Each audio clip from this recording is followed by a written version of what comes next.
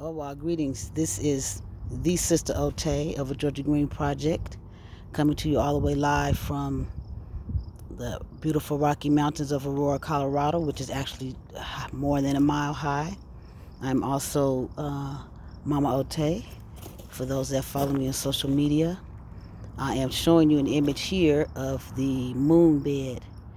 And I came across that when I was researching something else. And what a moon bed is flowers that have textures like this lamb's ear, silvery kind of foliage, white flowers. That dianthia is white. And flowers that bloom, the onions are white. And then flowers that bloom in the evening, at dusk and in the evening, like 4 o'clocks, like moonflowers, which are like a white morning glory.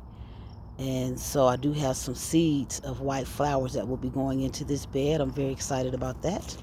We'll be sowing. We just finished the transplant moon cycle. So everything that's going to be transplanted is transplanted. Actually, it's not finished yet. It goes through Saturday. And starting on Sunday is the sow cycle. So what happened here, this is the watermelon bed. So each of these pots that you see are honey holes. So I see 5 pots. There's 5 honey holes in this bed. And what a honey hole is, well, we dig a hole out every time we come out to work in the garden. We pull all the pots out. And what we'll be doing once the melons and things get in here and our things are established, we'll actually water in directly into the honey hole. And what that does is help to conserve water and puts the nutrients directly into the soil. Because I do have some things in those honey holes. So let me show you the grow mounds first. So we have 1 grow mound there for the sugar baby 1, 2. We have 2 sugar baby melons coming in right here because I sowed some seeds earlier. We have 1, 2, 3, 4, 5, 6, 7, 8. Might be 9 grow mounds.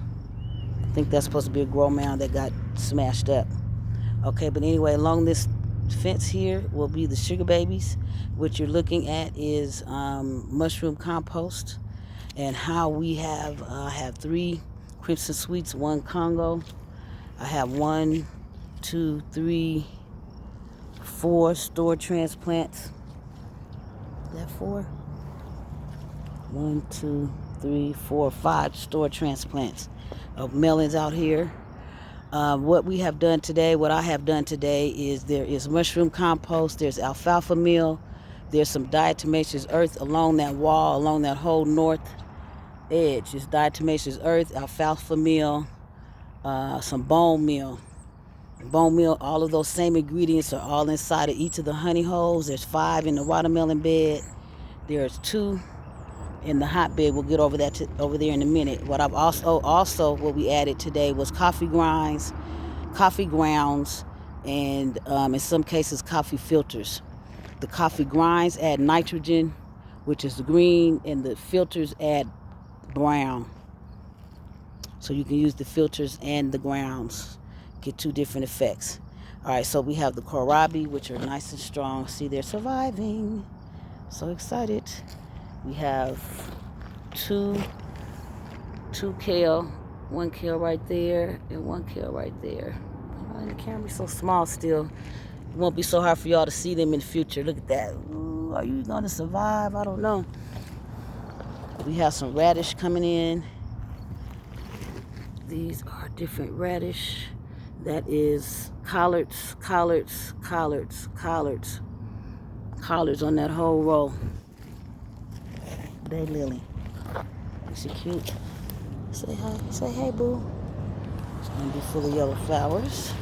It's funny because see that yellow over there? Yesterday I put that right here. And from across the yard you can see the yellow. And this morning when I came in, I said, oh, was she jealous? Because she thought that other flower was blooming. She's like, I better get on it. So I better bloom too. I don't know. But she should get another one pretty soon. Maybe by tomorrow. 2 days at the latest. No rush. Everything's on time. All right, we have some, I planted radish along the front of each of these beds to try to draw the pests away if we would have any. That is a barrage. There is carrots on that little mound right there. Those are radish.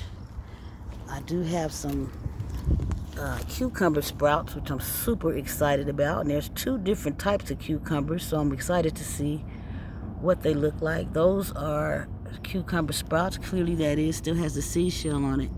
That is a morning glory. I'm going to pull this off when you're not looking. There is a cucumber over there in that mud. Just can't see it. Got a little drowned out a bit with the mud. There are cucumber sprouts in here. And some morning glory. There's Armenian. She's struggling. We're going to see if we can get her to survive. More cucumber sprouts. See the little seedling case on there still? Ooh, okay, so got beefsteak tomato. Can I get to you? Let's see. Sorry, I'm not trying to make you dizzy. Beefsteak tomato right there. Right there. Right there. Right here. Right there. We have some serrano peppers. Ooh, it's too hot to do this. Serrano peppers. Some other tomatoes that are super struggle mode. Some serrano peppers along this edge of the perennial bed because we just ran out of room. We have 3 eggplants over there. Let me do this first. So this is the perennial bed, which is much smaller. It starts where the rocks are now. This is the size of this perennial bed. It used to be all the way over here. But we need to grow food for ourselves and for our friends and families. This is a trellis. I'm in charge of this. There's morning glories in there. This is a bean plant. Morning glories, marigolds, dill, cosmos. This is the wildflower mix. It's calendula right there. We know the morning glories are the ones with the pretty heart-shaped leaves. All right, so speaking of morning glories, there's some sprouts in there. We're going to pull those out. But you see the sage, somebody's eating on her. We got the strawberries that just got transplanted, so we're going to keep our eyes on her. Watch her. We have the calendula. You notice anything missing?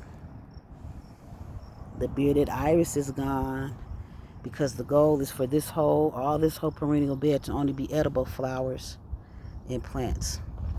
So stay tuned for that outcome. So this is what I mentioned before. We have tomatoes, a couple of tomatoes along this line. Cayenne peppers. I see a sign, so something was there. We'll have to check it out. Peppers. Pepper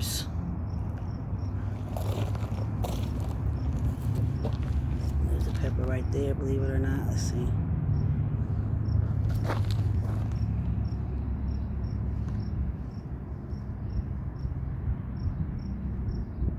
I'm gonna get this camera thing down, y'all. I don't see it in the camera, but it's there. The sun's angle of the sun. I can't see clearly in the camera. What's that? I hope that's the next shift because I'm about to get out of here. All right, so eggplants. 3 eggplants. All right, so alfalfa meal, food grade diatomaceous earth, bone meal, mushroom compost, coffee grounds, and filters. I think that's all the amendments that we did on today. All right, good. It's under 10 minutes. Again, this is Mama Otay coming to you all the way live. The Sister Otay of a Georgia Green Project, and here, Aurora, Colorado. I've just found out we're zone 5A and 6B. So, I don't know. See if that'll help me open up some more growing options. That just means we have more hot weather longer than I thought, longer than I was looking at scientifically. All right, I'm out of here. Let's close on the moon bed, because this is going to evolve. I don't know if I'm going to paint these rocks in here silver. Probably not, because these are rocks that my grandbabies painted. So I'll ask them if they care. They probably do care. Okay, Lonnie will. Peace. And yes, those white flowers right there are fake. I think I'm not supposed to have fake flowers out here. Sometimes I'm that person, you got to tell me. I'm not going to just do it because I think I'm supposed to do it.